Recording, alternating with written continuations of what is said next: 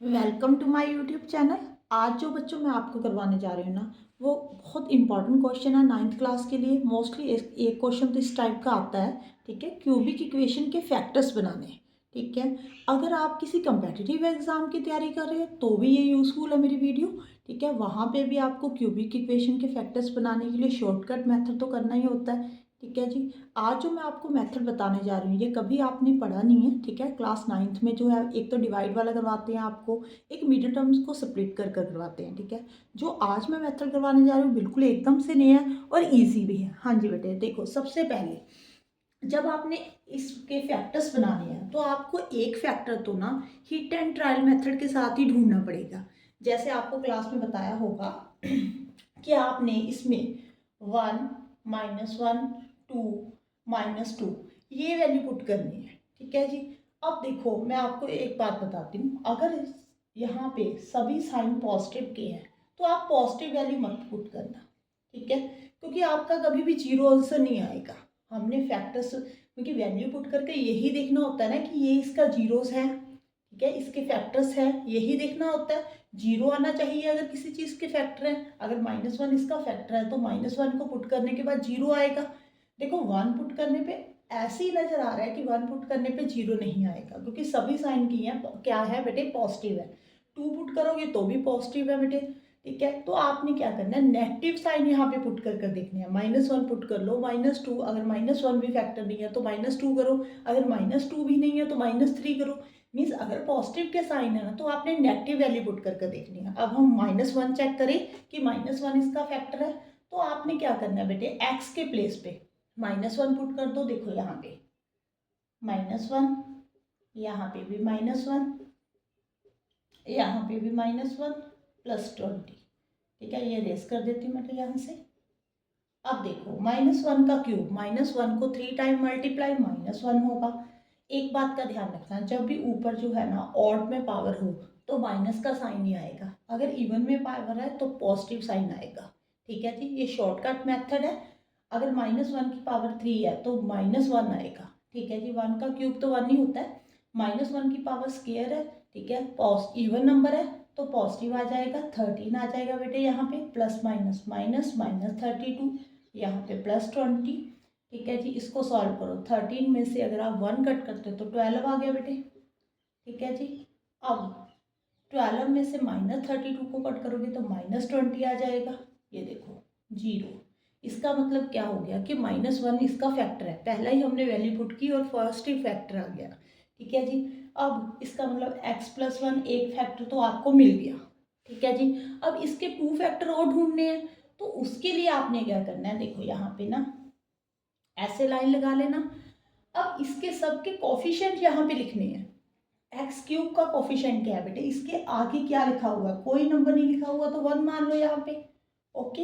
X square का coefficient कितना है बेटे, 13। एक्स का कोफिशिएंट कितना है, 32। अब कांस्टेंट नंबर है तो कांस्टेंट लिख लो।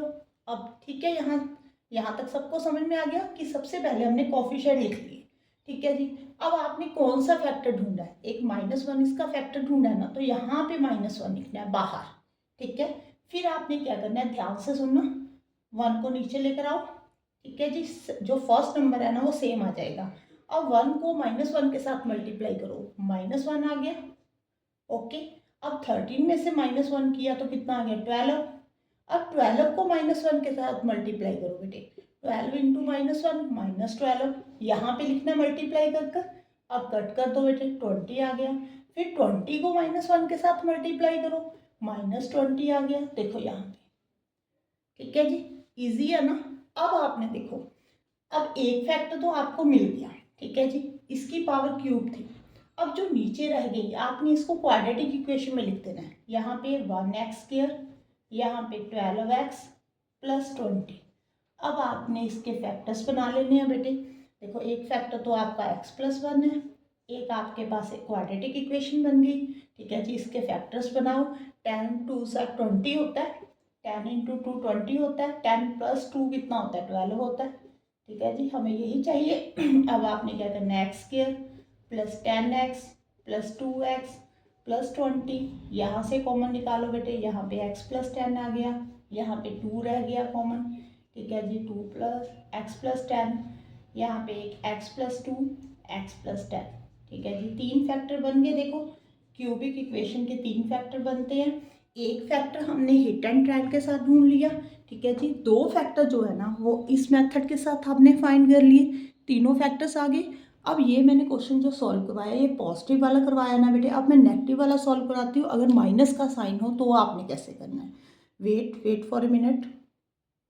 हाँ जी बेटे, अब देखो, अब मैं आपको सेकंड क्वेश्चन करवाती हूँ। अगर इसी मेथड के साथ हमने ये वाला क्वेश्चन करना हो तो पहले क्या है, आपने हिट एंड ट्रायल के साथ करना है।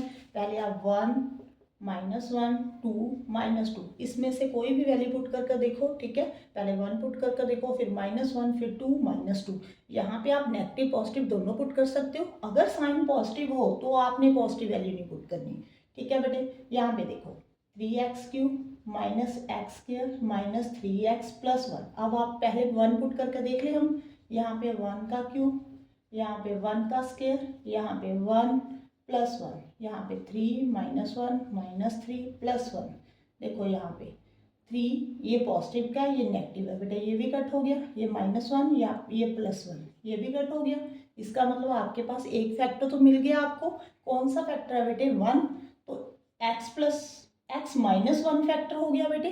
साइन उल्ट लिखना होता है। अगर 1 पुट किया तो यहाँ पे x-1 आएगा, अगर -1 आ जाता तो +1 होना था, ठीक है जी। अब आपने क्या करना है, फिर वही मेथड सेम क्या करना है। फर्स्ट स्टेप क्या है, कोफिशिएंट लिखने हैं आपने इसके।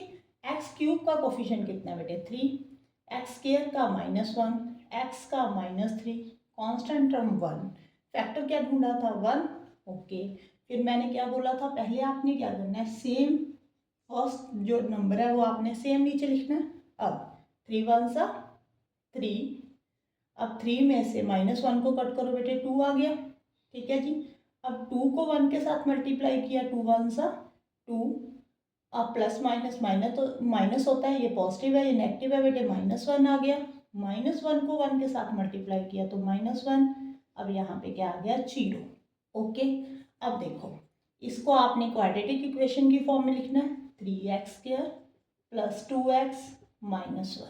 एक तो ये आ गया, एक ये फैक्टर बना है, ओके बेटे। x-1 मैंने क्यों लिखा है, देखो अगर आप x-1 को 0 पुट करोगे तभी x1 आएगा ना, -1 उधर जाकर पॉजिटिव हो जाएगा, ठीक है। इसीलिए अगर 1 पुट करने पे 0 आ रहा है तो x-1 लिखना, अगर -1 पुट करने पे 0 आ रहा है तो x+1 लिखना, ओके। अब इसके फैक्टर्स बना लो। क्या फैक्टर्स बनेंगे बेटे, 3 और 1 बनेंगे, मुझे लगता नहीं। 2 मल्टीप्लाई करने पे कितना आना चाहिए, 3।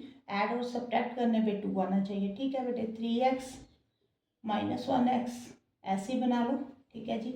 यहाँ पे 3x x+1, ठीक है, -1 x+1। इसके फैक्टर्स बन गए बेटे x - 1, यहाँ पे x+1, यहाँ पे 3x - 1। ये देखो 3 फैक्टर हमने ढूंढने थे, क्यूबिक इक्वेशन थी, तीनों फैक्टर्स मिल गए। अब एक क्वेश्चन और मैं आपके साथ डिस्कस करती हूँ, ठीक है। प्रॉब्लम कहाँ पे आती है बच्चों को, ये तो पॉजिटिव नेगेटिव मैंने दोनों करवा दिए, ठीक है। अब यहाँ पे मैं इसको अरेंज करती हूँ।